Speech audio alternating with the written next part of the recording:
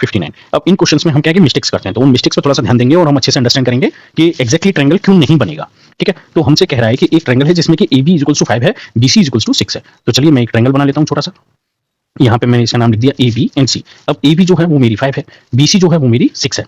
Angle ABC मतलब ये वाला एंगल, ये मेरा 130 है।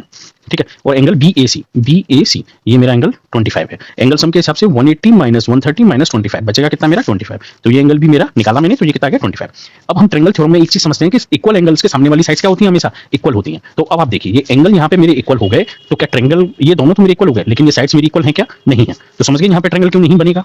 करेक्ट। अब सेकंड ऑप्शन पे आते हैं, कह रहा है AB इक्वल्स टू 3।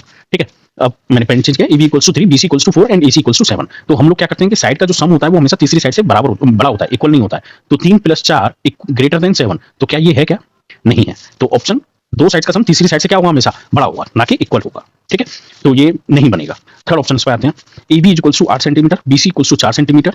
ठीक है, और हमको ये अच्छा BCA यानी कि जो C पॉइंट है उस पर जो मेरा एंगल बनेगा वो कितना बनेगा मेरा 90 डिग्री। ठीक है, अब A और B का मुझे नहीं पता, तो मैं इसको मान लेता हूँ 60 डिग्री। और 60 डिग्री AB, B बीच में आ रहा है, तो जो बीच में आता है वही हम एंगल पे लिखते हैं B। तो यहाँ पे मेरा क्या आ गया, फिर ये A आ गया। करेक्ट। अब AB हमको कितना दिया हुआ है 8, और हमको BC कितना दिया हुआ है आपका 4।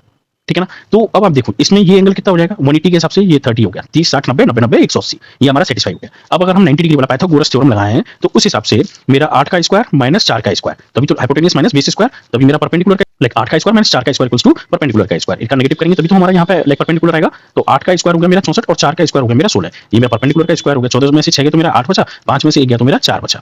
तो P जो आएगा वो अंडर रूट ऑफ 48 आएगा। अब हमको यहाँ इसका अंडर रूट नहीं लेना है, लेकिन हमको ये समझ में आता है ना कि 7 का स्क्वायर जो होता है वो 49 होता है, तो 7 से तो कम होगा, लेकिन 6 का स्क्वायर जो है वो 36 है, तो 6 से बड़ा है लेकिन 7 से छोटा है, लेकिन 6 से 7 के बीच में इसकी वैल्यू है। अब इसके एंगल के सामने 60 डिग्री है, 90 डिग्री वाले की भुजा क्या है मेरी 8 है, और 30 डिग्री वाली की भुजा क्या है 4। मतलब सबसे छोटे एंगल की भुजा भी सबसे छोटी है, सबसे बड़े एंगल के सामने की भुजा भी सबसे बड़ी है, और जो बीच का एंगल है उसकी भुजा भी बीच की वैल्यू है। तो इसका आंसर ये थर्ड आपका करेक्ट आंसर होगा। ठीक है ना, अब आते हैं हम लोग यहाँ पे ऑप्शन नंबर 4 हमारा क्यों नहीं होगा। ठीक है, तो हमसे कह रहा है ACB, और लाइक मैंने एक वापस से ट्रायंगल बना लिया ये आपका 120 डिग्री है, तो मैं थोड़ा सा बड़ा ले लेता हूँ इसको। ठीक है, तो ये मैंने यहाँ पे 120 डिग्री बना लिया। ठीक है, और कौन सा है ये C, बीच में जो लिखा होता है हम उसी को करते हैं। तो C मेरा ये हो गया।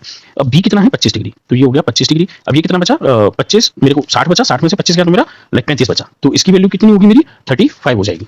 ठीक है, तो ये मेरी वैल्यू 35 हो गई। अब उस केस में हमारा यहाँ पे क्या होगा कि C की वैल्यू, ये जो सबसे बड़ा एंगल है AC equals to BC equals to 4, तो यहाँ पे मैं लाइक B एंगल था मेरा ये 25, तो ये एंगल हो गया C। अब ये 4 है, लाइक AC भी मेरी 4 है और BC भी मेरी 4 है। देखिए डिफरेंट एंगल है, लेकिन साइड आपस में क्या है बराबर। और जबकि पहला ऑप्शन क्या था, एंगल बराबर थे और साइड क्या थी डिफरेंट, ये जस्ट उसका अपोजिट हो गया। तो ये ऑप्शन भी हमारा क्या हो जाएगा यहाँ पे गलत हो जाएगा। ठीक है ना, तो ये ऐसे करके हम लोग अच्छे से समझेंगे और आंसर टिक करेंगे। तो आंसर हमारा कौन सा हो गया